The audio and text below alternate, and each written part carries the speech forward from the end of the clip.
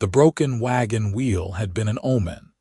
Nathen Olson decided as he wiped the sweat from his brow and stared at the collection of scattered trade goods now decorating the forest path. 3 days from the nearest settlement, alone in territory that mapmakers still marked with warnings about savage tribes. And now his only means of transport lay in splinters against an oak tree. The horse had bolted an hour ago, spooked by something in the underbrush, leaving him with nothing but a knife, his wits, and the sinking realization that he might not make it home to his sister's wedding after all. He was gathering what supplies he could salvage when he heard the footsteps. Not the careful tread of a deer or the scurrying of smaller forest creatures, but the deliberate stride of something large and bipedal. Nathen's hand went to his knife instinctively, though he knew the gesture was futile if his visitor proved hostile. The afternoon sun filtered through the canopy in golden shafts, and in one of those beams of light stepped the most striking figure he had ever seen. She was tall, powerfully built, with skin the color of spring moss and black hair pulled back in a thick braid that hung past her shoulder blades. Small tusks curved up from her lower jaw, and her pointed ears twitched as she surveyed the scene before her. She wore simple leather and cloth that spoke of practical frontier living, and across her broad shoulders rested an axe that looked like it had seen regular use. For a moment, they simply stared at each other, human and orc, both frozen in that peculiar dance of uncertainty that comes when strangers meet where strangers should not be. "Your wheel is destroyed," she said finally, her voice deeper than a human woman's but clear and measured.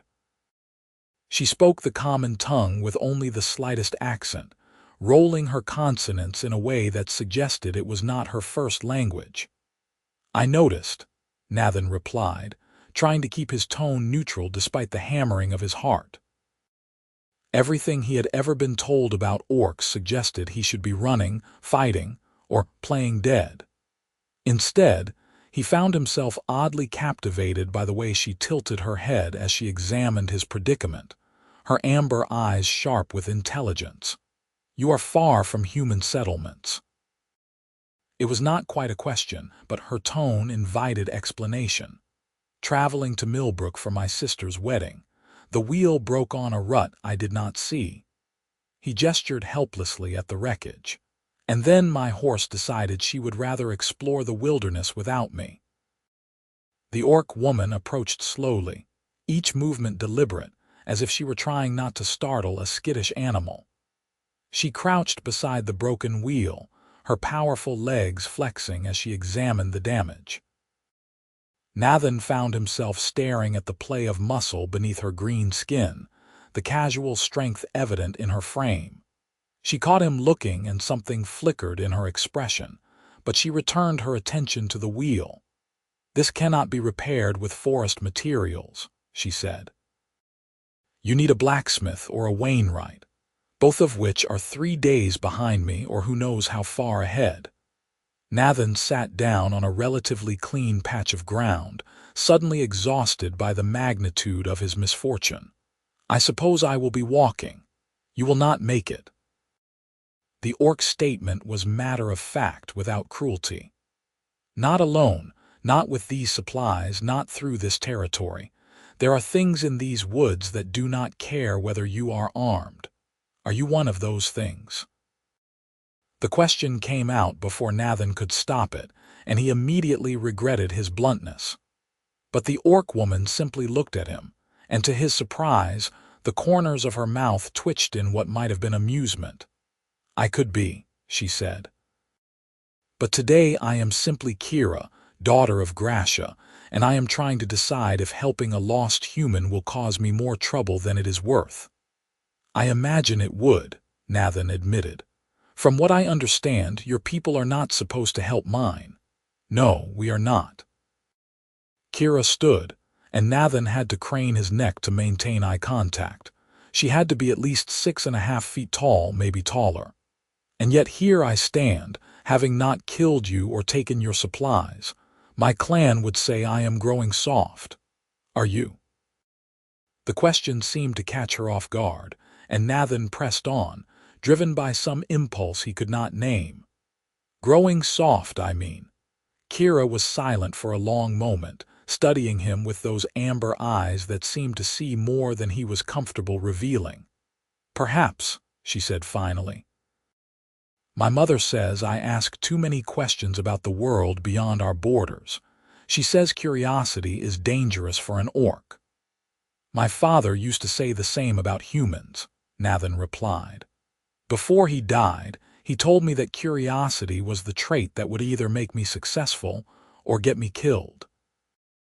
I suppose I am still determining which it will be. As am I. Kira made a decision then. Nathen could see it in the way her posture shifted, the set of her shoulders. There is a place, half a day's walk from here, an old homestead abandoned by humans years ago.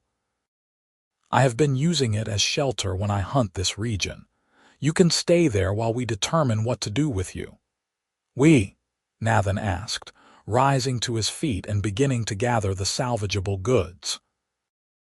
I am not leaving you alone in the wilderness to die, Kira said, and there was an edge of defensiveness in her voice. That would be wasteful. You have supplies that should not go to rot, and I have questions that need answering. An arrangement benefits us both. Nathen knew he should be suspicious, should question her motives, should perhaps run the opposite direction despite her warnings about the dangers of these woods. But something in her directness, the way she looked at him without the hatred or disgust he might have expected, made him nod. Lead the way then. Though I should warn you, I am not much of a fighter if your questions involve testing my combat skills. I can see that, Kira said, and this time there was definitely amusement in her voice. You hold your knife like someone who uses it for cutting bread, not threats. I am a merchant, Nathen said, somewhat defensively as he secured his pack. I trade in cloth and leather goods. The most dangerous thing I usually face is a customer who wants to haggle for an hour over 3 coppers. Kira picked up the heaviest of his bundles with one hand, hefting it as though it weighed nothing. Then you are far from your proper place, Merchant Nathen. Come. We lose light, and I do not wish to travel these paths after dark. They walked in silence for the first hour, Kira leading the way along trails that Nathen would have never spotted on his own. She moved through the forest with practiced ease, occasionally glancing back to ensure he was keeping pace. Despite his regular walking from town to town, Nathen found himself breathing hard to match her steady stride. She slowed when she noticed his difficulty, but did not comment on it, for which he was grateful. Why do you hunt so far from your clan? Nathen asked when he had caught his breath enough to speak. Or should I not ask? Kira was quiet for several steps. You may ask. Whether I answer is different. She ducked under a low-hanging branch and held it for him to pass. I hunt far because the game near our settlement has grown scarce. And because I prefer the solitude. My people are loud, always together, always knowing everyone's business. Here in the forest I can think. I understand that, Nathen said. I mean about needing space. I grew up in a house with 5 siblings. Sometimes the only peace I got was walking to the next village for deliveries. 5 siblings. Kira sounded intrigued. Are they all merchants like you? 2 are farmers, 1 joined the town guard, 1 married a baker, and my youngest sister is studying to be a healer. I am the odd one who wanted to travel. Nathen stepped over a fallen log, accepting Kira's offered hand without thinking, then freezing when he realized he was holding hands with an orc woman. Her palm was warm and calloused, her grip strong but careful not to hurt him. She released his hand as soon as he was over the obstacle, but not before Nathen saw a faint darkening across her cheeks, a green blush against her mossy skin. You have a large family, she said, moving forward quickly. That is good. Family is important. Do you have siblings? Nathen asked, hurrying to keep up. 3 brothers, all warriors, all loud, all convinced they know better than everyone else. But there was fondness in her voice despite the complaint. And my mother, who rules our household with absolute authority. My father died in a raid 5 years ago. Humans killed him. The words hung in the air between them, and Nathen felt his stomach drop. I am sorry, he said quietly. That must have been difficult. It was. Kira's voice was tight. It still is. My brothers want revenge. They speak often of striking human settlements, of taking back what they believe was stolen. My mother is more cautious, but grief has made her hard. And you? Nathen asked, though part of him feared the answer. Kira stopped walking and turned to face him, her expression complex. I want understanding, she said. I want to know why we must always be enemies, why every meeting between our peoples must end in blood. My father was a good man, a strong hunter, a devoted parent, but he also believed that humans were animals, unworthy of speech or mercy. He died raiding a supply caravan, killing 2 guards before an arrow found his heart. She met Nathen's eyes steadily. Were those guards evil? Were they monsters? Or were they like you, merchants and travelers trying to live their lives? Nathen did not have an answer that would satisfy either of them, so he simply said, I do not know, but I think asking the question is more important than most people realize. Something in Kira's expression softened. Come, she said. The homestead is close and you need rest. We can talk more when you are not about to collapse. I am not about to collapse, Nathen protested, but his legs chose that moment to wobble, and Kira raised one eyebrow ridge in a gesture that clearly said she did not believe him. He sighed. Perhaps I am slightly about to collapse. The homestead appeared as the sun was beginning to set, painting the sky in shades of orange and purple. It was a modest structure, built from sturdy logs with a stone chimney rising from one end. The roof had been patched in places with newer materials, and Nathen realized that Kira must have done the repairs herself. A small garden grew beside the house, neat rows of vegetables that someone tended with care. You have been living here? Nathen asked, surprised. Not living, Kira corrected. Using. I come here when I hunt in this region, stay for a few days, then return to my clan. No one else knows about it, not your people, not mine. A secret place, Nathen said, understanding. Somewhere between worlds. Yes. Kira opened the door, which swung smoothly on hinges she must have oiled regularly. Exactly that. Inside, the homestead was simple but surprisingly comfortable.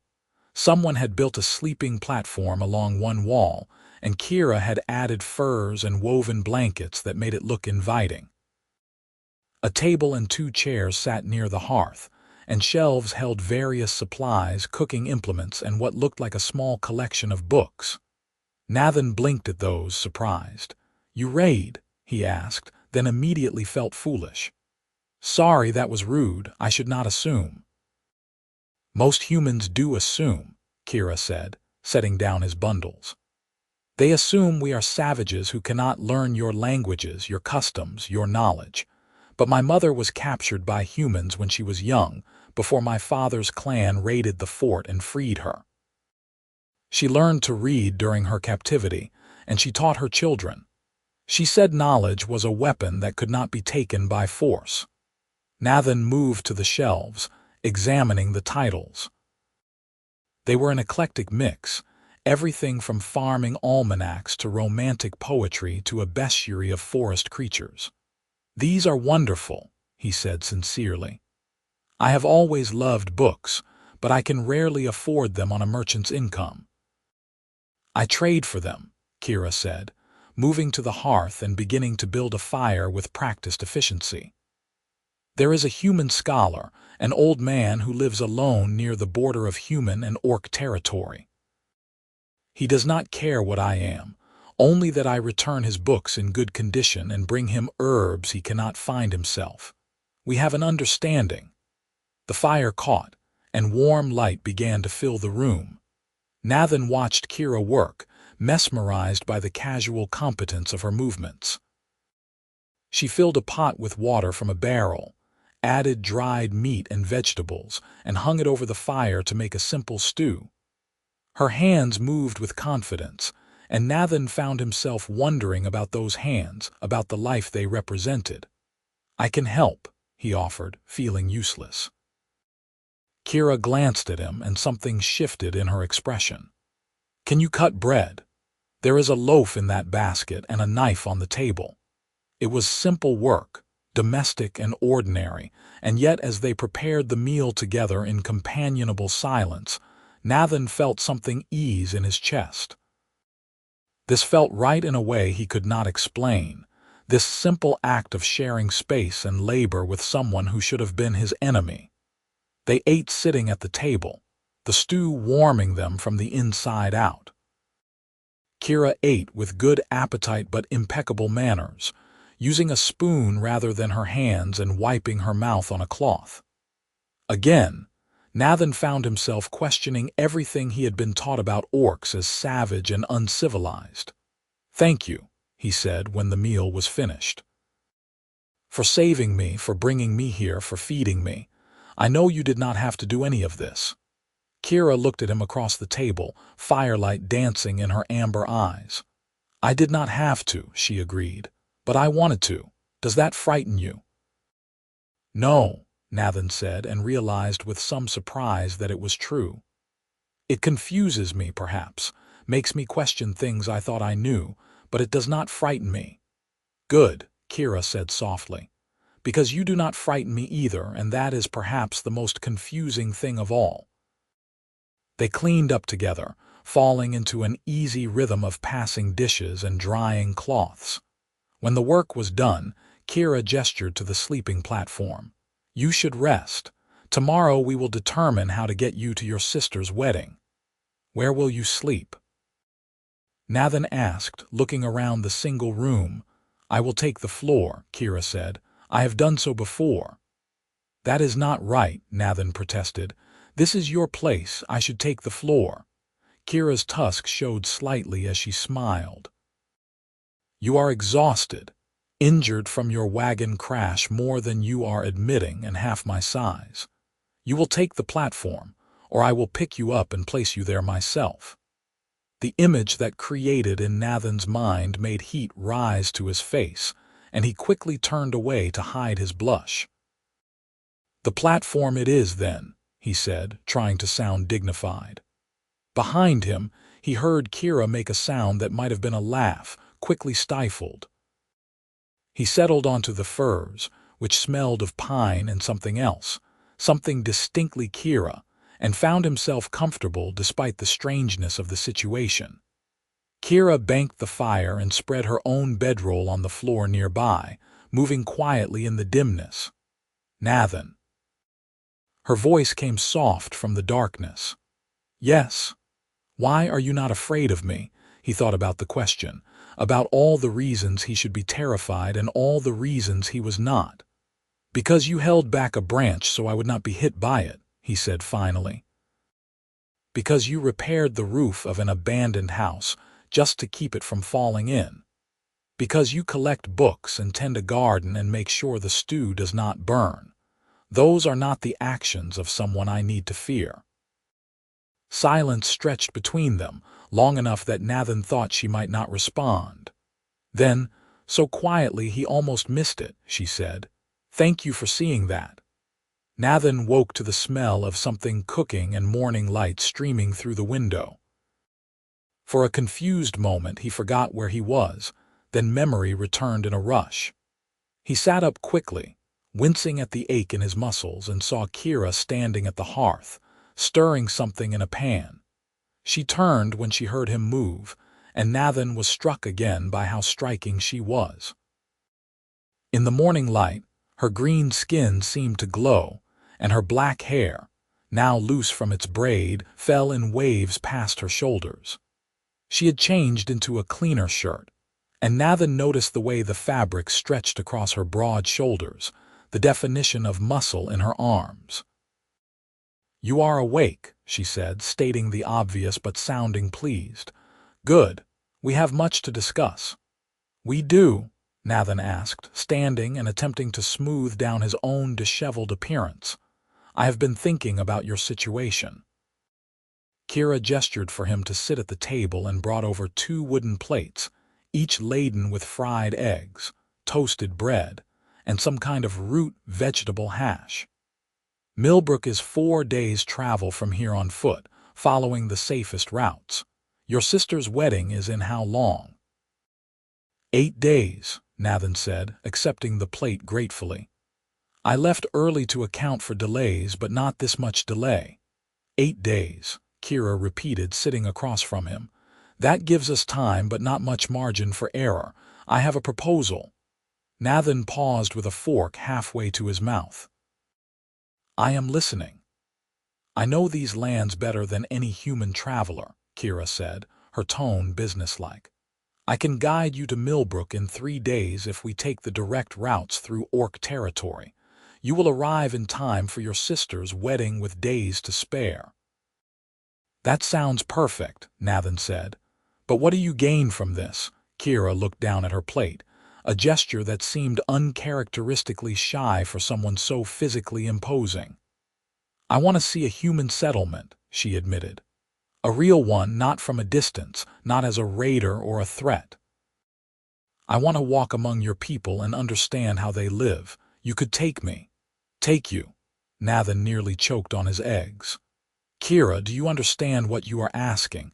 If I walk into Millbrook with an orc, they will panic. They might attack you, they might arrest both of us." "I know," Kira said quietly. "But you could explain. You could tell them I saved you, that I guided you home safely. You could ask them to give me 1 day, just 1 day to observe and learn. Then I would leave, return to my clan, and you would never see me again." The last words hit Nathen harder than they should have. Never see her again. The thought created an unexpected hollow feeling in his chest. "I do not want that," he said before he could stop himself. Kira's head snapped up, her amber eyes wide. "What?" "I mean," Nathen stumbled over his words, I do not want you to be run out of town or put in danger. If you truly wish to see Millbrook, we can find a way, but it has to be safe for you." Something softened in Kira's expression, and the faint green blush returned to her cheeks. "You would do that?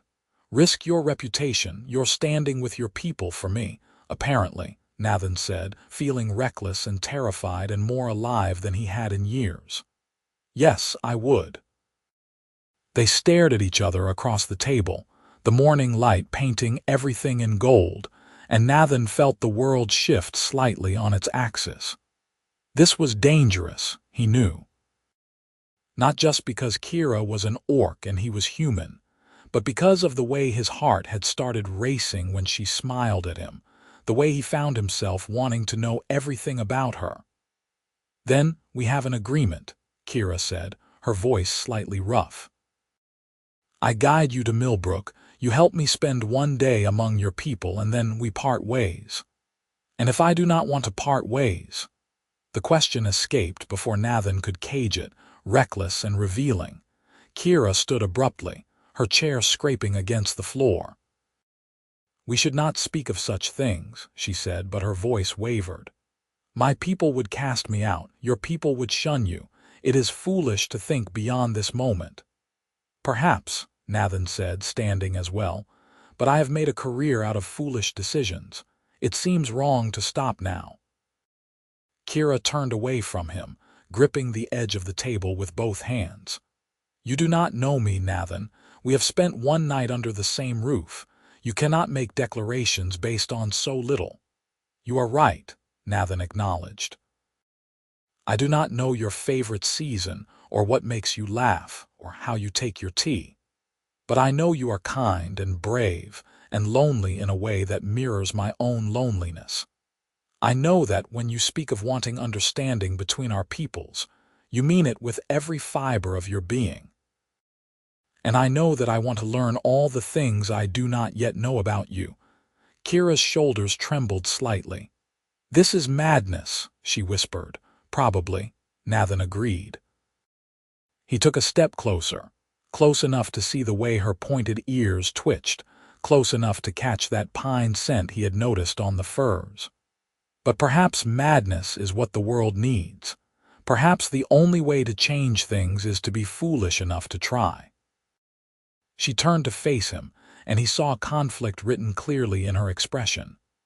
If we pursue this, she said slowly, if we allow ourselves to feel what I think we are both beginning to feel, there is no safe ending.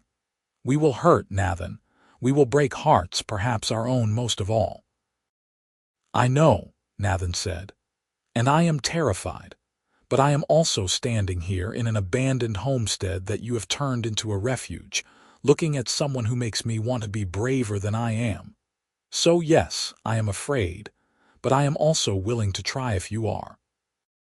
Kira reached out slowly, giving him time to pull away, and cupped his face with one large hand. Her palm was warm against his cheek, her touch gentle despite the strength he knew resided in that hand. You are a strange human, Nathen Olson, she said softly, and I am a foolish orc for wanting this. Then we are well matched, Nathen said, covering her hand with his own. They stood like that for a long moment, the world narrowing to just the two of them and the choice they were making. Then Kira pulled back, though Nathen saw the reluctance in the gesture. We should prepare to travel, she said, her practical tone at odds with the emotion in her eyes. The route through orc territory is safe only if we move during daylight and avoid the main clan areas. Teach me, Nathen said. Teach me about your lands, your people, your customs. If we are doing this, I want to understand your world as much as you want to understand mine. Kira's smile was small but genuine. That could take a lifetime. I have a lifetime, Nathen said, if you are willing to spend it teaching me.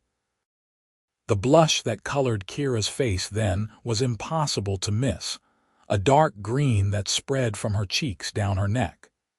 She turned away quickly, busying herself with gathering supplies, but Nathen could see the pleased set of her shoulders, the slight curve of her lips. They spent the morning preparing for the journey, and Nathen found himself drawn into Kira's world through 100 small lessons. She showed him which plants were safe to eat and which would cause violent illness. She demonstrated how to read animal tracks in soft earth, how to listen for the subtle sounds that meant danger or safety. She moved through the forest with a grace that belied her size, and when Nathen stumbled over a root, she caught him with reflexes he could barely follow. You need to watch the ground 3 steps ahead, she instructed, steadying him with a hand on his elbow. Not right where you are standing. I shall try to remember that, Nathen said, very aware of her touch, the warmth of her skin even through his shirt sleeve. Though I make no promises. I am much better at watching fabric patterns than forest floors. Kira laughed then, a full sound that transformed her face, and Nathen felt his heart do something complicated in his chest. I imagine you are very good at your work, she said. You have clever hands. Nathen looked down at his hands, calloused from handling bolts of fabric but not particularly remarkable. They are just hands, he said. No, Kira said seriously. Hands tell stories. Yours tell of careful work, of precision and patience. They are good hands. She released his elbow, but not before giving it a small squeeze. They made camp that evening in a clearing Kira deemed safe, far enough from orc clan territories to avoid unwanted attention, but sheltered enough to protect them from weather and wandering predators. Kira built a small fire, keeping it low and smokeless, and they shared a meal of dried meat, hard bread, and wild berries Kira had gathered. Tell me about your sister, Kira said as they ate, sitting close enough that their shoulders nearly touched. The one getting married. Sarah, Nathen said, smiling at the thought of her. She is the youngest, 20 years old, and possibly the smartest person I know. She has been studying healing arts since she was 12, pestering every physician and midwife in our town until they agreed to teach her just to stop her asking. She sounds formidable, Kira said with approval. She is, Nathen agreed. She is also kind, almost to a fault. She once brought home a wounded fox and nursed it back to health in her room despite my mother's objections. When it was well enough, she released it back into the forest. A week later, it showed up at our door with 2 rabbits, as if to say thank you. Kira laughed again, and Nathen decided he could happily spend the rest of his life finding ways to make her laugh. Your sister would get along well with orc culture, Kira said. We admire strength, but we value kindness and loyalty above all else. A person who shows compassion to injured creatures has a strong spirit. What about you? Nathen asked. What are you like among your people? Are you well regarded? Kira's expression became complicated. I am respected for my hunting skills, she said slowly. My brothers boast of my strength, and my mother is proud that I provide well for our household, but I am also considered strange. I ask questions that make others uncomfortable. I disappear into the forest for days at a time. There are whispers that I do not have proper orc spirit, that my mother's time among humans corrupted her, and she passed that corruption to me. That is not corruption, Nathen said fiercely. That is curiosity and intelligence and the desire to understand the world. Those are gifts, not flaws. Kira looked at him, and in her eyes, he saw vulnerability that she usually kept hidden. My people do not always see it that way. To question the old hatreds, the old wars, is to dishonor those who died fighting them. My father died hating humans, and by seeking to understand you, some say I dishonor his memory. You believe that? Nathen asked gently. No, Kira said after a moment. I think my father died because neither of our peoples could see past their fear and anger to find another way. I think he might be disappointed in me for befriending you, but I also think, somewhere in whatever comes after death, maybe he is relieved that his daughter will not die the same way he did. Nathen reached out and took her hand, lacing his smaller fingers through her larger ones. I think any father would be proud to have a daughter as brave as you, he said. And I think choosing understanding over hatred is the opposite of dishonor. Kira squeezed his hand, her grip careful not to hurt him. They sat like that as the fire burned down to embers, hands clasped, shoulders touching. 2 people from worlds that were supposed to be enemies finding something neither had expected to find in each other. I should tell you something, Kira said eventually, her voice quiet in the darkness. In orc culture, when someone saves another's life, there is a bond formed. We call it kreshter, which roughly translates to life debt. The saved person owes the saver a debt that must be repaid. I already owe you my life, Nathen said. You saved me when my wagon broke down. But I do not see that as a debt so much as a gift. That is the difference between our cultures, Kira said. Humans give gifts freely, expecting nothing in return. Orcs understand that every action has weight, has consequence. But there is another tradition, one that is old and rarely spoken of now. When the life debt is between 2 people who feel attraction, who might wish to be more than debtor and saver, the debt can be transformed into something else entirely. What does it become? Nathen asked, his heart racing. A promise, Kira said softly. A promise to protect, to stand beside, to choose each other above clan and kin if necessary. It is called Kreshmora, the bond of chosen hearts. It is how orcs marry, though that is a rough translation. The bond is deeper than marriage as humans understand it. Are you saying, Nathen began, hardly daring to hope, that you want to form this bond with me? I am saying, Kira corrected gently, that I am foolish enough to want it and terrified of what it would mean. I am saying that in 2 days of knowing you, you have become more important to me than I thought possible. I am saying that I do not know what to do with these feelings, but I cannot ignore them." Nathen shifted to face her fully, their hands still clasped between them. "In human culture," he said, "when someone wants to court another person to explore the possibility of spending their lives together, they are honest about their intentions. They spend time together, learn about each other, and decide if their hearts are compatible. And are we?" Kira asked, her voice barely above a whisper. "Compatible? I do not know yet," Nathen said honestly, "but I want to find out. I want to know everything about you, Kira, daughter of Gracia. I want to know what makes you happy and what makes you sad. I want to meet your brothers and hear stories about your childhood. I want to show you my world and learn about yours. I want to see if this feeling between us is real and lasting, or if it is simply the result of unusual circumstances." "And if it is real," Kira asked, "if these feelings do not fade, what then, Nathen? We return to our separate peoples, carry on with our lives, and pretend this never happened." "No," Nathen said firmly. "If these feelings are real, if what I think is beginning between us is true, then we find a way. I do not know what that way looks like yet, but we find it together." Kira leaned forward, resting her forehead against his, a gesture that felt intimate and profound. "You are the strangest, bravest human I have ever met," she murmured.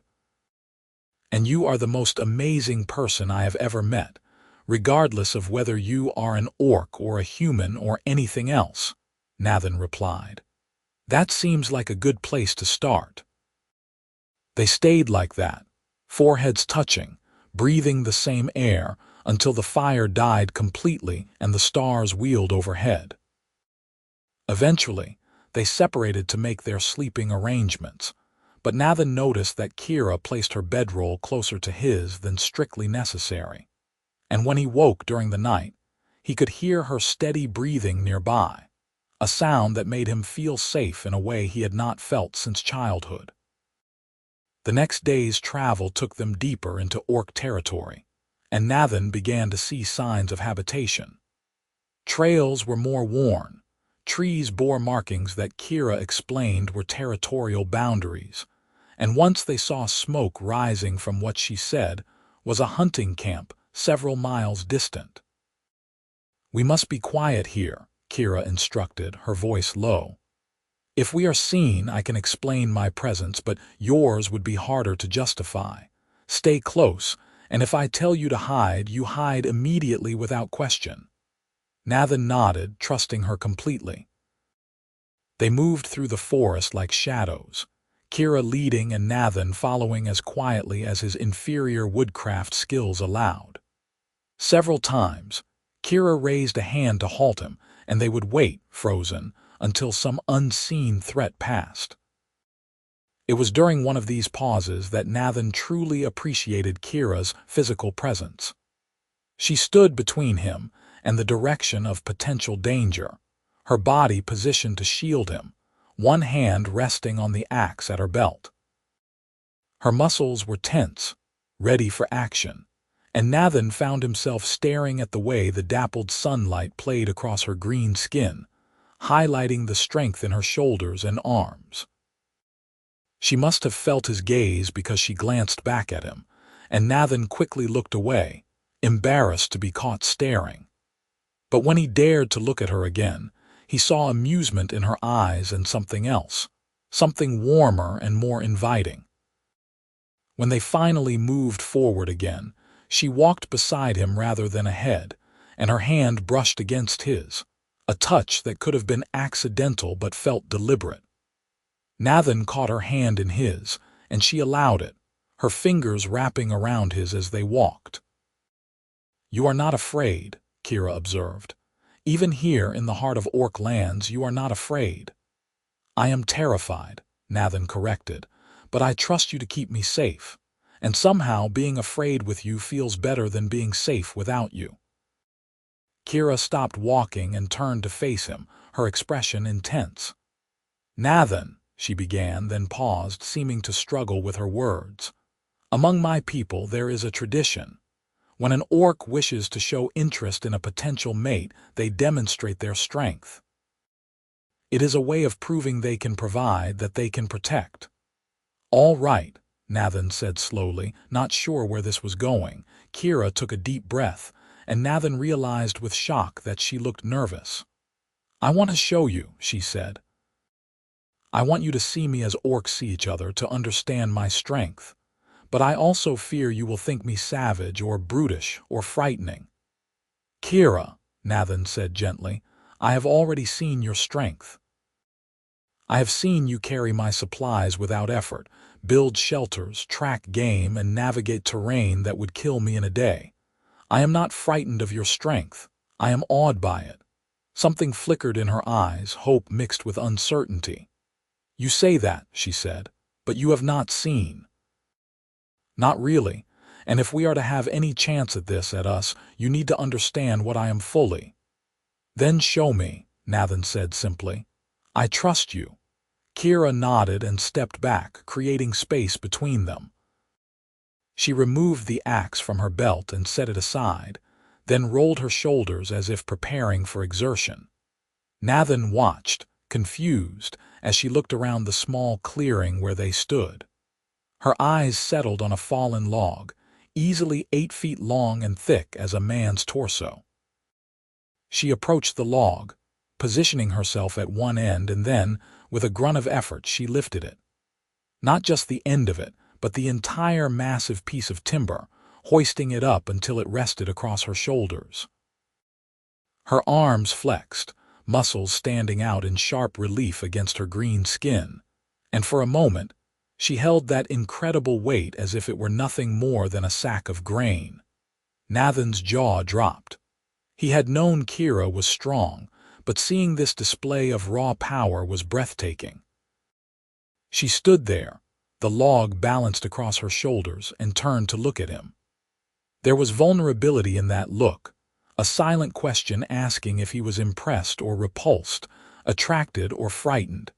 Nathen realized his mouth was hanging open and snapped it shut. "That is incredible," he said, his voice rough with emotion he could not quite name. "Kira, you are incredible." The relief that washed over her face was palpable.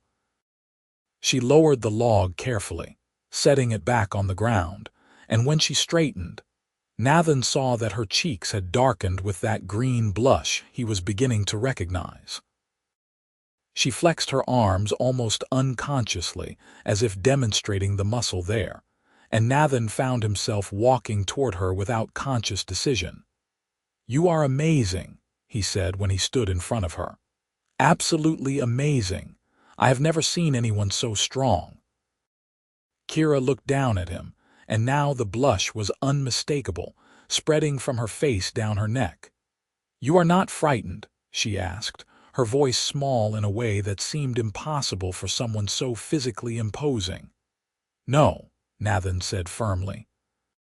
He reached up, standing on his toes, and placed his hands on her shoulders, feeling the warmth of her skin, the solid reality of her strength. "I am impressed. I am attracted. I am falling for you harder with every moment we spend together, but I am not frightened." "You are staring," Kira whispered, and her blush deepened even further. "I am," Nathen agreed, not bothering to deny it, "because you are beautiful and powerful and everything I never knew I was looking for. Is that acceptable, or should I look away?" "Do not look away," Kira said, her voice catching slightly. "Please." So Nathen did not look away. He stood there, hands on her shoulders, looking up into her amber eyes, and felt the world narrow to just the two of them. "In my culture," he said softly, "when two people feel the way I think we feel, they kiss. It is a way of expressing affection, of promising more to come." "We have a similar tradition," Kira said, "though orc kisses are different from human kisses, or so I have read. Our tusks make things complicated." "I like complicated," Nathen said. "Will you show me?" Kira's breath caught, and then slowly, giving him every opportunity to change his mind, she lowered her head toward his. Nathen rose up to meet her, and their lips touched, careful and exploratory.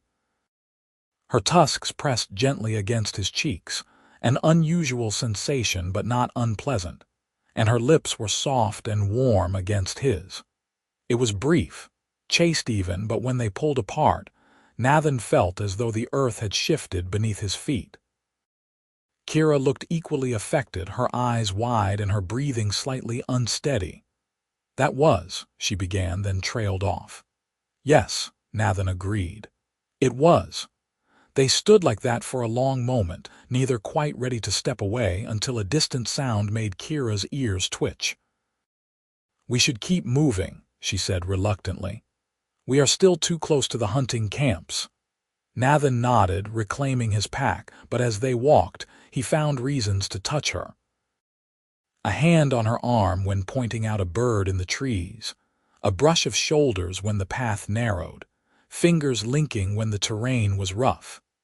Each touch felt like a promise, a step toward something neither of them fully understood yet, but both wanted to explore. They made camp that evening in a cave Kira knew, well hidden and defensible. She started a fire near the entrance where the smoke would dissipate among the rocks, and they prepared a meal together, moving around each other with increasing familiarity. "Tomorrow we will reach the border of human territory," Kira said as they ate. "From there, it is only a few hours to Millbrook. We should arrive by afternoon." "And then?" Nathen asked. "And then we face your people," Kira said. "We attempt to convince them that I mean no harm, that I am not a threat. If we succeed, I have my day to observe and learn. If we fail, I return to Orc lands and you continue to your sister's wedding." "I will not let them hurt you," Nathen said fiercely. "I will make them understand." Kira smiled, sad and knowing. "You cannot promise that, Nathen. Fear is a powerful thing, and humans have every reason to fear orcs. Generations of war and bloodshed do not disappear because one human and one orc found something between them." "Then we will be the beginning," Nathen said. "The first step toward something better. Someone has to be first, Kira. Why not us?" "Because being first is dangerous," Kira said softly. "Being first means you might fail, might become a cautionary tale instead of an inspiration." "Or," Nathen countered, "being first means you might succeed and change everything. I prefer to hope for that outcome." Kira set down her bowl and moved closer to him, close enough that he could see flecks of gold in her amber eyes. "I have never met anyone like you," she said. "You make me believe in possibilities I dismissed as fantasy."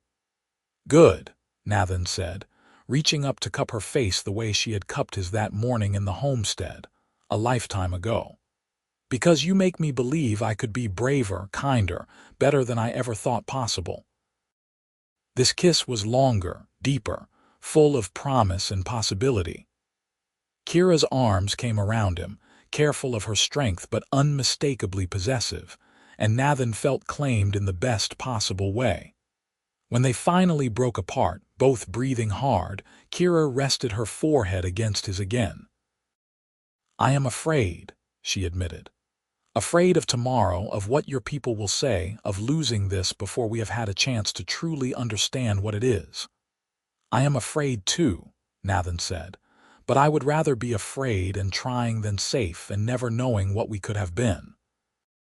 They held each other as the fire burned low, and when it came time to sleep, Nathen found himself curled against Kira's side, her arm around him, her body warm and solid against his back. It felt right in a way that transcended culture or species, two souls finding comfort in each other's presence. "Nathen," Kira's voice was drowsy, hovering on the edge of sleep. "Yes. Whatever happens tomorrow, I want you to know that these days with you have been the happiest of my life. Regardless of what comes next, I will treasure them always." Nathen turned in her arms to face her, able to just make out her features in the dim light of the banked fire. "This is not an ending," he said firmly. "This is a beginning. Whatever happens tomorrow, we face it together, and we keep facing things together for as long as you will have me." Kira's smile was visible even in the darkness. "Then you may be stuck with me for a very long time, Merchant Nathen." "I can think of worse fates," Nathen said, and kissed her again, soft and sweet, before settling back into her embrace. They fell asleep like that, tangled together. Two people from warring worlds finding peace in each other's arms. Morning came too quickly, bringing with it the weight of the day's challenges. They rose and prepared themselves, and Nathen noticed that Kira took extra care with her appearance, braiding her hair neatly and ensuring her clothes were clean and presentable. She was, he realized, nervous about meeting his people, about the judgment she would face. "They will see you as I see you," Nathen said, helping her secure a pack. "Strong, intelligent, kind." "They will see an orc," Kira corrected gently. "And I cannot blame them for their fear, but I hope, with your help, they will also see a person." They traveled in silence for the first part of the morning, each lost in thought about what lay ahead. The forest began to change as they approached human territory, the trees thinning, the paths becoming more defined. Kira moved with increasing caution, alert for signs of human activity. It was just past midday when they encountered the first human. A woodsman, axe in hand, froze when he saw them emerging from the tree line. His eyes went wide, fixed on Kira, and his hand tightened on his axe handle. "Peace," Nathen said quickly, stepping forward but careful to keep himself between the woodsman and Kira. "We mean no harm. This is my companion, Kira. She saved my life and guided me home." The woodsman looked between them, confusion and fear warring on his face.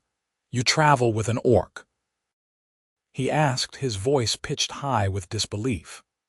"Willingly, I do," Nathen said firmly. "She is no threat to you or to Millbrook.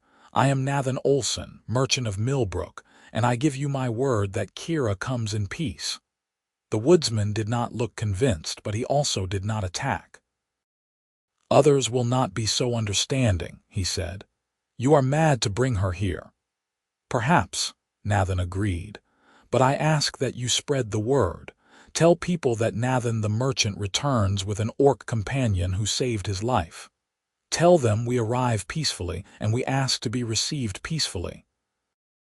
The woodsman nodded slowly, still gripping his axe but lowering it slightly.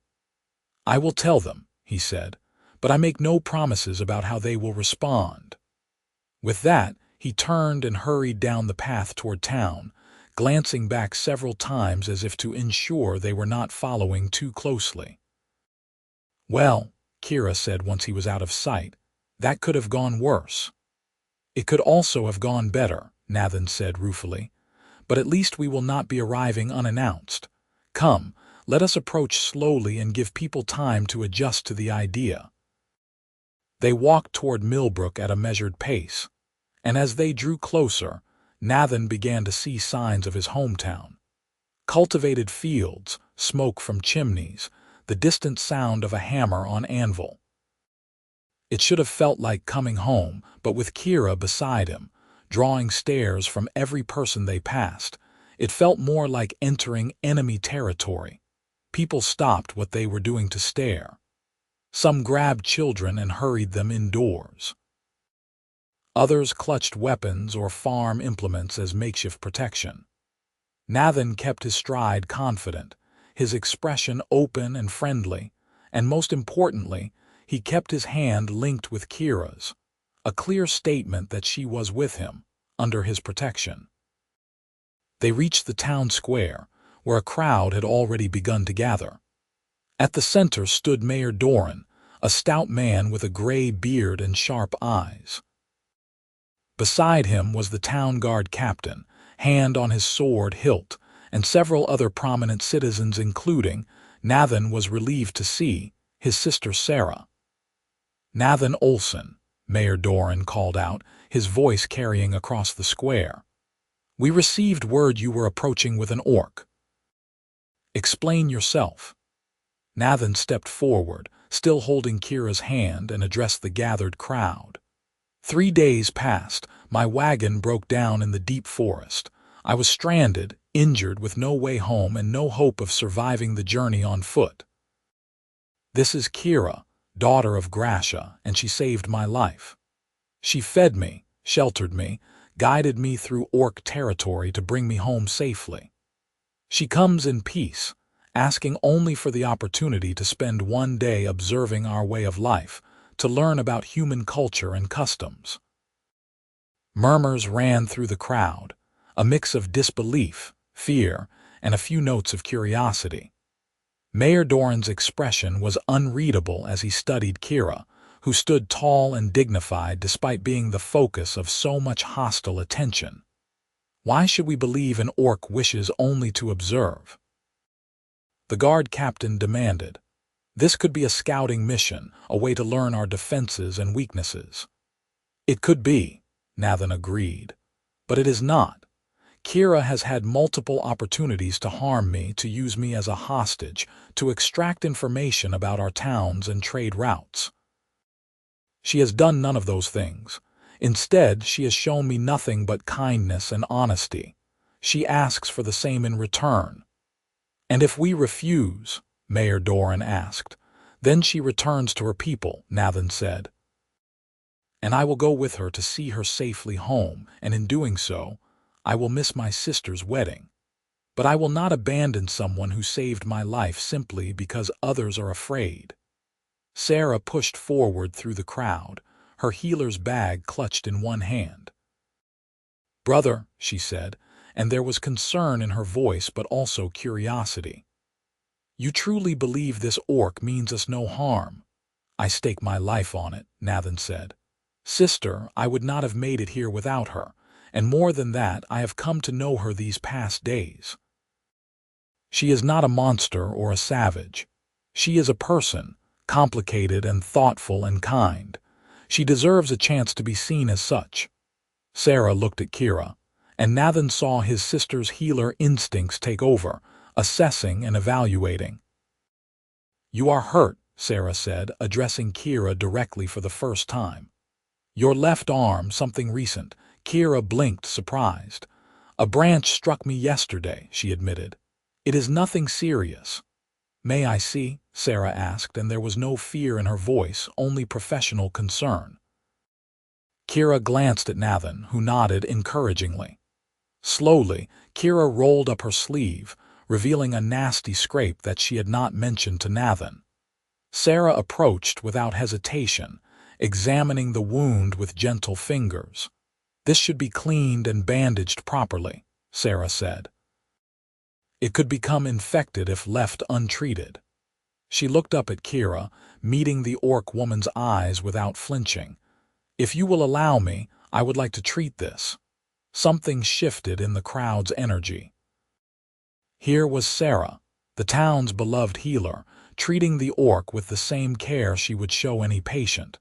Kira seemed equally affected, her tough exterior cracking slightly at this unexpected kindness. I would be grateful, Kira said softly. Thank you. Mayor Doran watched this exchange with thoughtful eyes. Sarah speaks for this orc's character by treating her as she would any injured person, he said slowly. And Nathen, whose word has always been good, vouches for her intentions. I propose a compromise. The orc may stay, but she must be accompanied at all times by Nathen or another responsible citizen. She may observe but not wander freely. 1 day, as requested, and then she returns to her people unharmed. Are these terms acceptable? Nathen looked at Kira, letting her make the decision. She nodded slowly.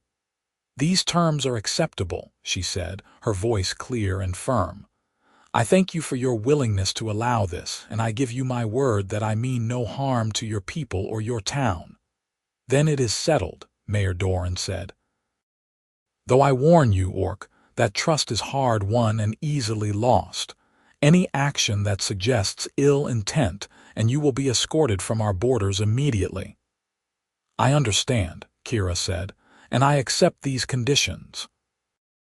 The crowd began to disperse, though many people lingered to stare at the unusual sight of an orc standing peacefully in their town square.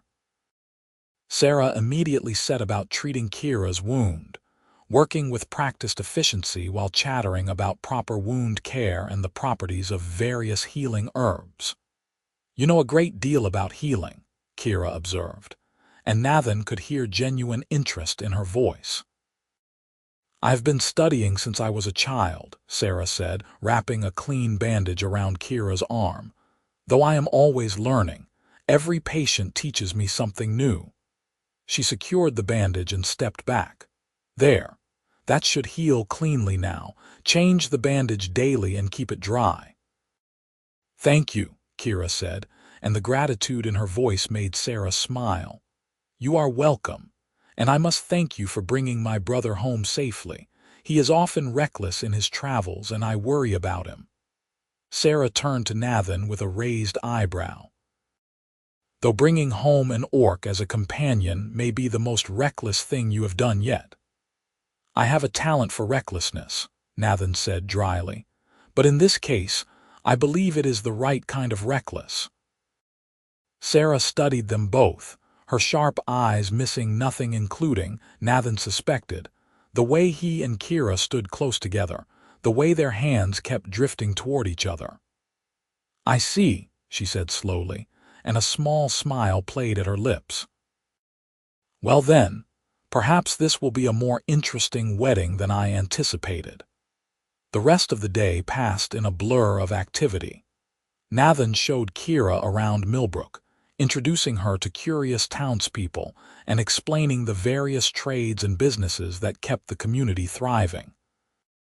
Some people remained fearful or hostile, but others, inspired by Sarah's example, began to cautiously engage with Kira, asking questions about orc culture and customs. Kira answered every question with patience and dignity, never shying away from difficult topics like the history of conflict between their peoples. She spoke of her father's death honestly, acknowledging the pain it caused while also expressing her belief that the cycle of violence must be broken if either race was to have a peaceful future. By evening, Nathen sensed a subtle shift in the town's attitude. People were not comfortable exactly, but they were beginning to see Kira as an individual rather than a faceless enemy. It was a start, small but significant. Sarah invited them to dinner at her home, which she shared with her soon-to-be husband, a carpenter named Thomas. He was a quiet man with kind eyes, and he treated Kira with polite respect, asking her about orc woodworking techniques and listening attentively to her answers. Your brother tells me you saved his life, Thomas said as they ate. That speaks well of your character. Life debts are serious matters even among humans. They are sacred among orcs, Kira said. When you save someone, you become responsible for them in a way. Their life is tied to yours. And is that how you see Nathen? Sarah asked, her tone innocent but her eyes sharp. As a responsibility. Kira glanced at Nathen and he saw vulnerability in her expression. I see him as many things, she said carefully. A responsibility, yes, but also a friend, a teacher, someone who has shown me that the stories we tell about each other, orc and human both, are not always true. Someone important to you, Sarah suggested gently. Yes, Kira said softly, someone very important to me. Sarah smiled, and Nathen saw approval in his sister's expression. Then you are welcome at my wedding tomorrow, she said. If you wish to attend, that is. I would be honored to have you there, as a friend of my brother and a guest of our family. Kira looked stunned. I do not wish to cause disruption on your special day, she began, but Sarah waved away the concern. You will cause disruption simply by being here, Sarah said pragmatically. But that disruption has already begun, and I believe it is the good kind of disruption. The kind that makes people question their assumptions and perhaps become better for it. "So please come to my wedding.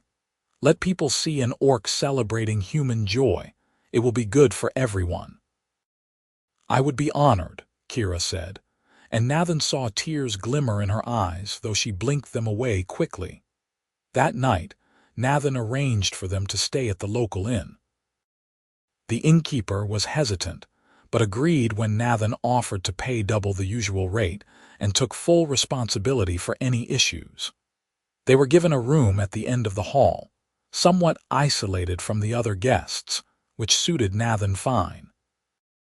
Once the door was closed and they were alone, Kira seemed to deflate slightly, the strain of the day catching up to her. Nathen guided her to sit on the bed, and he took the chair across from her. "You were amazing today," he said. "The way you handled everyone's questions, their fear, their curiosity, you showed them exactly what I see in you." "I was terrified," Kira admitted. "Every moment I expected someone to attack, to call for my arrest or worse. But your sister, the way she simply treated my wound without hesitation, that changed everything." "Sarah has always been able to see people for who they are," Nathen said. "It is her greatest gift, and she saw you, Kira, the real you." Kira looked at him, and in her eyes he saw love, raw and undeniable. "I do not want to leave tomorrow," she said. "I know I must. I know that is what we agreed, but Nathen, the thought of walking away from you, of returning to my clan and pretending these days did not happen, it feels impossible." Nathen crossed the small space between them and knelt before her, taking her hands in his. "Then do not," he said simply. "Stay." "I cannot," Kira said, though her voice broke on the words. "My family, my clan, they need me. And I am not ready to be cast out, to lose everything I have known for something that has barely begun." "I understand," Nathen said, though it hurt to say it. "But Kira, this is not ending. We will find a way to see each other, to continue what we have started.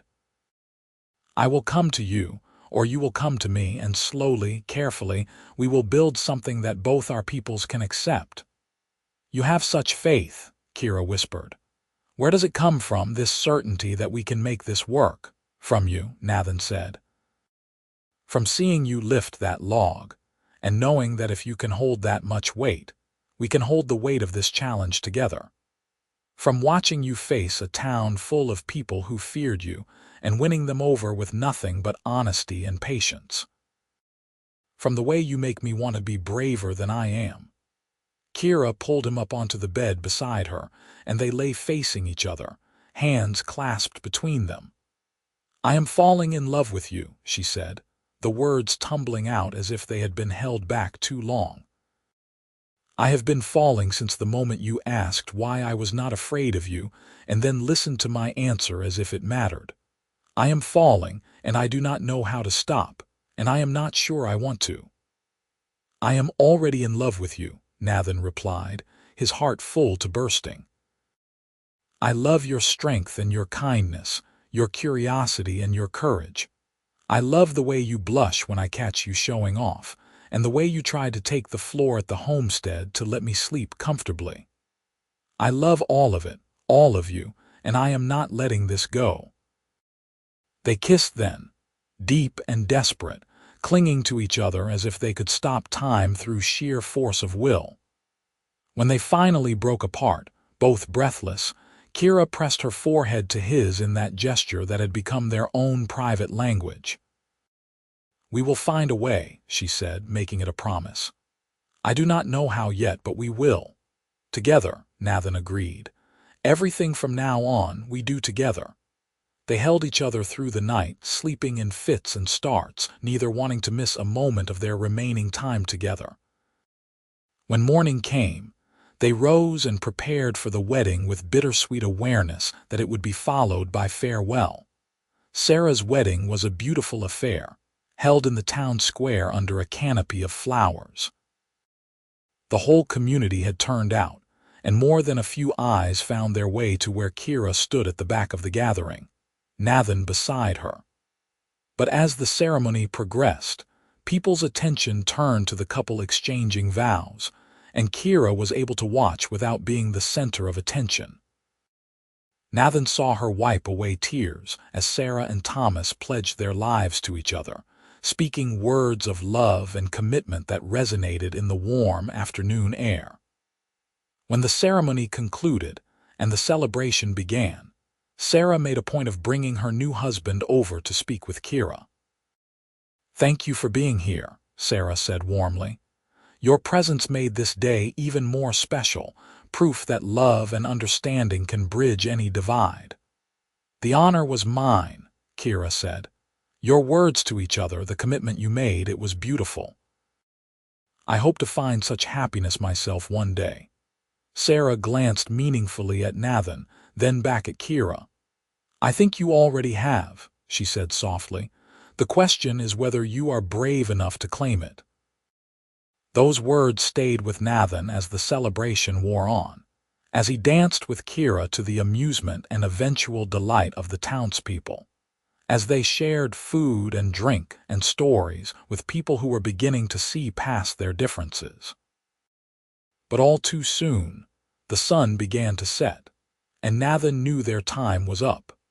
They walked to the edge of town together, past the last houses and into the space where human territory met the wild lands beyond. Mayor Doran and a small group of citizens had gathered to see Kira off, and the mayor stepped forward. "You have kept your word, Orc," he said formally. "You came in peace, observed our ways, and caused no harm. You leave with our thanks for saving Nathen's life and our respect for the dignity you have shown. Know that you would be welcome to return, should you ever wish to visit again." Kira bowed, a gesture of respect that clearly surprised the mayor. "Thank you for your hospitality and for taking a chance on understanding rather than fear. I will carry the memory of this day with me always." The crowd dispersed, leaving Nathen and Kira alone in the gathering dusk. They stood facing each other, neither wanting to be the one to say goodbye. "I will come to you," Nathen said. "1 month, maybe 2, when I have settled my business affairs. I will travel to Orc lands and we will find a way to continue this." "I will watch for you," Kira promised. "The homestead, our place between worlds, I will check it every few days. When you come, I will be there." "This is not goodbye," Nathen said fiercely, pulling her close. "This is just a pause, a breath before the next chapter."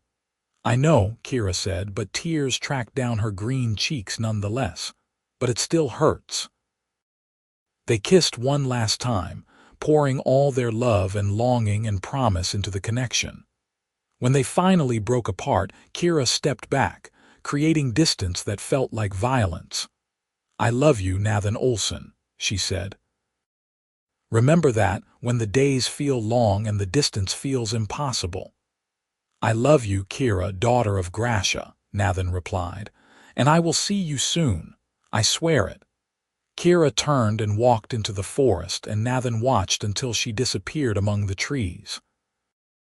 Only then did he allow himself to feel the full weight of her absence, the ache in his chest that came from loving someone you could not yet fully be with. Sarah found him there an hour later, still staring at the place where Kira had vanished. His sister put an arm around his shoulders and leaned her head against his. "You are going after her," she said. "It was not a question." "Yes," Nathen said. "Not right away, but soon. I need to make arrangements, put my affairs in order, but yes, I am going to her." "Good," Sarah said simply. "Love like that does not come along often. It would be foolish to let it go." "Everyone will think I am mad," Nathen said. "Abandoning human society for an orc, throwing away everything for a relationship that may not even work." "Perhaps," Sarah agreed. "But I watched you these past 2 days, brother. I saw the way you looked at each other, the way you moved together as if you had been partnered for years instead of days. That is not madness. That is destiny." Over the following weeks, Nathen prepared for his journey. He sold most of his business to a younger merchant eager to take over his routes. keeping only enough to support himself. He purchased supplies for long-term wilderness living and studied maps of orc territories, trying to understand the world he was about to enter. His family thought he was reckless, but supported him nonetheless. Sarah gave him medical supplies and lessons in basic field medicine. His brothers gave him advice on surviving in the wilderness, and his mother, wiping away tears, gave him her blessing. "Your father would have said you were foolish," she told him the night before his departure. "But I think he would also have been proud. It takes courage to choose love over comfort, to bridge divides that others say are uncrossable. Go to your orc woman, my son, and be happy." The journey to the homestead took 4 days, and with each step, Nathen felt anticipation building in his chest. He carried everything he owned on his back, every possession he could not bear to part with, condensed into a single heavy pack. It was liberating and terrifying in equal measure, burning his bridges behind him to leap toward an uncertain future. He reached the homestead in late afternoon, and his heart leaped when he saw smoke rising from the chimney. She was there. Kira was there. He ran the last 100 yards, dropping his pack carelessly at the door and pushing inside. Kira stood by the hearth, stirring something in a pot, and she spun at his entrance. For a moment, they simply stared at each other, hardly daring to believe this was real. Then Nathen crossed the room in 3 strides, and Kira met him halfway, and they collided in an embrace that lifted Nathen off his feet. She held him close, and he wrapped his arms around her neck, and they stood like that, holding each other and laughing and crying in equal measure. "You came," Kira said, her voice thick with emotion. "You actually came." "I told you I would," Nathen said, pulling back just enough to see her face. "Did you doubt me?" "Every day," Kira admitted. "I was terrified you would change your mind, that you would realize what you were giving up and choose the safer path." "The only thing I would regret is not choosing you," Nathen said firmly. "Everything else is just details." Kira set him down gently, though she kept her arms around him as if afraid he might disappear. "I told my clan," she said. "About you, about us. My brothers were furious, my mother was disappointed, and the elders said I was bringing dishonor to my family." Nathen's heart sank. "Kira, I am so sorry. I never wanted to cause you pain or division with your people." "I am not finished," Kira said, and there was steel in her voice. "I told them all that I did not care about their objections, that I had found someone who saw me as a person rather than just a strong hunter or a potential warrior for their clan. I told them that I was claiming my right to Creshmora, to choose my own bondmate, and if they could not accept that, then I would leave the clan and build a new life." "What did they say?" Nathen asked, almost afraid to hear the answer. "My mother surprised me," Kira said softly. "She said that she understood, that her time among humans had taught her they were not so different from orcs, and that she had always hoped her daughter would be brave enough to follow her heart. My brothers were harder to convince, but eventually they agreed to meet you. The elders are withholding judgment until they see whether this bond will last." "It will last," Nathen said with absolute certainty. "I did not walk away from my entire life to have this fail." "Show me," Kira said, pulling him close again. "Show me you mean it. Bond with me, Nathen. Let us form the Creshmora, make this official in the eyes of my people and yours." "How?" Nathen asked. "What do I need to do?" Kira smiled, radiant and beautiful. "You speak the words. You promise to stand beside me, to protect and be protected, to choose me above all others for the rest of your days. And I speak the same words back to you. Then we are bonded, mated, married in both our cultures." Nathen took her hands, his heart pounding with joy and excitement. "Kira, daughter of Gracia, I choose you. I promise to stand beside you through all the days of my life, to protect you when you need protecting and to let you protect me in turn. I choose you above my own people, above comfort and safety, above everything else in this world. I love you, and I want to spend my life showing you that love in every way I can." Kira's eyes shone with tears, but her voice was steady as she replied, "Nathen Olson, I choose you. I promise to stand beside you, to show you the world as orcs see it and learn to see it as humans do. I will protect you with my strength and cherish you with my heart. I choose you above my clan, above tradition, above the easy path. I love you, and I will spend my life proving that this choice was the right one." They kissed then, sealing the bond, and Nathen felt something shift in the universe, a sense of rightness settling into his bones. They were bonded now, mated, two souls choosing each other despite every obstacle the world could throw at them. "So what happens now?" Nathen asked when they finally broke apart, both slightly breathless. "Now," Kira said, grinning wickedly, "you meet my family, and then we figure out how to build a life that belongs to both our worlds and neither, something entirely our own." Meeting Kira's family was as terrifying as Nathen had anticipated. Her three brothers were huge, muscular orcs who regarded him with deep suspicion and barely concealed hostility. They tested him relentlessly, challenging him to games of strength he could not win and asking questions designed to trip him up. But Nathen faced them with honesty and humor, acknowledging his weaknesses while also demonstrating his strengths. He could not wrestle them, but he could calculate trade margins in his head and negotiate deals that left everyone satisfied. He could not hunt as they did, but he could treat wounds and prepare medicine from forest plants Sarah had taught him about. Slowly, grudgingly, they began to accept him. Kira's mother, Gracia, was easier to win over.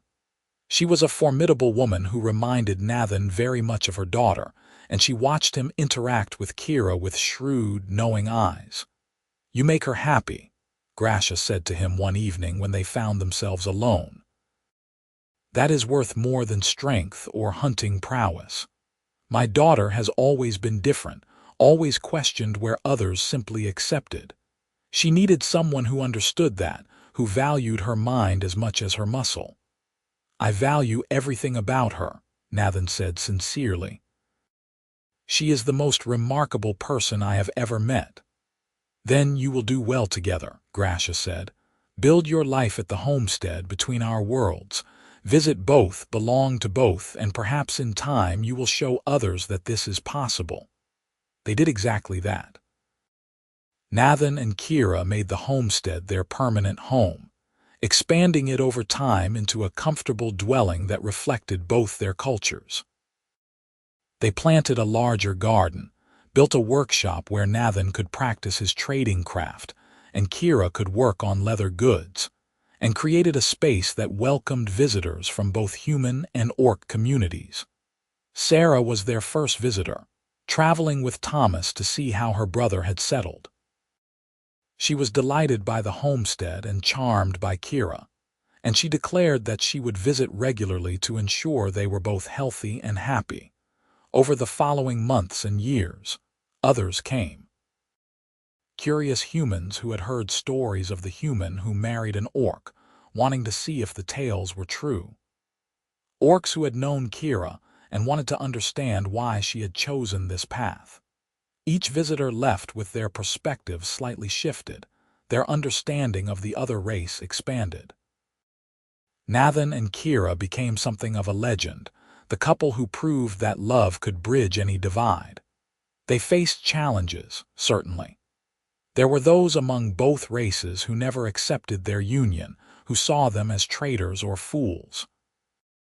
But they faced those challenges together, their bond growing stronger with each obstacle they overcame.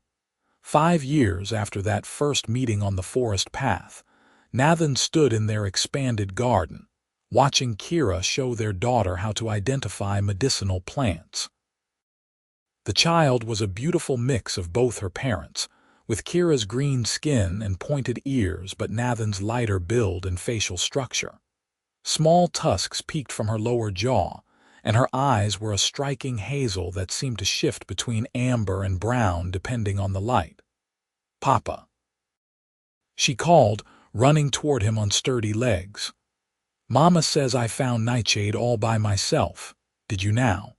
Nathen scooped her up, marveling as he always did at the miracle of her existence. "You are very clever, little one. Your Aunt Sarah will be so proud." Kira joined them, slipping an arm around Nathen's waist and pressing a kiss to his temple. "We have done well," she said softly, looking around at the life they had built. "This place, our family, the bridges we have helped create between our peoples. Your faith was not misplaced." "Our faith," Nathen corrected. "We did this together, just as we said we would." Their daughter wriggled to be put down, and they watched her run back to the garden, already spotting another plant she wanted to identify. Nathen leaned into Kira's embrace, feeling the solid warmth of her against his side, and thought about that day 5 years ago when a broken wagon wheel had led him to the most important person in his life. "No regrets?" Kira asked, as she sometimes did, needing reassurance that he truly was happy with the choice he had made. "Not a single one," Nathen said firmly. "You are my home, Kira. You and our daughter and this life we have built. Everything else was just the path that led me here." Kira smiled, that radiant expression that still made his heart race after all these years. "And you are mine," she said. "My strange, brave human who saw past the green skin and tusks to the person underneath. I love you, Nathen Olson." "I love you, Kira, daughter of Gracia," Nathen replied, turning in her arms to kiss her properly. "Today, tomorrow, and for all the days after that." As the sun set over their homestead, painting the sky in brilliant shades of orange and gold, the small family made their way inside. They had overcome incredible odds, defied the expectations of both their peoples, and built something beautiful and lasting. Their story would be told for generations, a testament to the power of love to transcend boundaries and transform the world. But in that moment, as Kira lit the lamps and Nathen helped their daughter wash up for supper, they were simply a family enjoying an ordinary evening together. And that, Nathen thought as he watched his wife and child laugh over some shared joke, was the greatest miracle of all. Not that they had overcome prejudice and fear to be together, but that they had built a life so full of small, precious moments that the struggles seemed worthwhile. The future would bring new challenges, he knew. There would be others who needed their example, other barriers to break down, other hearts to change. But they would face it all together, human and orc, bound by love and choice and the unshakable certainty that they were exactly where they belonged. And in the end, that was more than enough.